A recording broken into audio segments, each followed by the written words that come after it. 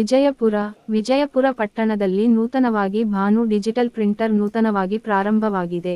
ವಿಜಯಪುರ ಪಟ್ಟಣದ ಶಿಡ್ಲಘಟ್ಟ ಬೆಂಗಳೂರು ರಸ್ತೆಯ ಬೈಪಾಸ್ನಲ್ಲಿ ಪ್ರಾರಂಭವಾಗಿರುವ ಭಾನು digital printer ಹಾಗೂ ಪಾರ್ಟಿ ಹಾಲ್ ಉದ್ಘಾಟನೆಯನ್ನು ಯುವ ಕಾಂಗ್ರೆಸ್ ಮುಖಂಡ ನಾಗೇಶ್ ಹಾಗೂ ಪುರಸಭಾ ಮಾಜಿ ಅಧ್ಯಕ್ಷ ಹಾಲಿ ಸದಸ್ಯರಾದ ಎಂ.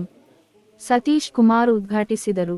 ಇದೇ ಸಂದರ್ಭದಲ್ಲಿ ಯುವ ಕಾಂಗ್ರೆಸ್ ಮುಖಂಡ ನಾಗೇಶ್ ಭಾನು ಪ್ರಿಂಟರ್ ಡಿಸೈನ್ ಉದ್ಘಾಟಿಸಿದರು. ಪಾರ್ಟಿ ಹಾಲನ್ನು ಎಂ. ಸತೀಶ್ ಕುಮಾರ್ ಅವರು ಉದ್ಘಾಟಿಸಿದರು.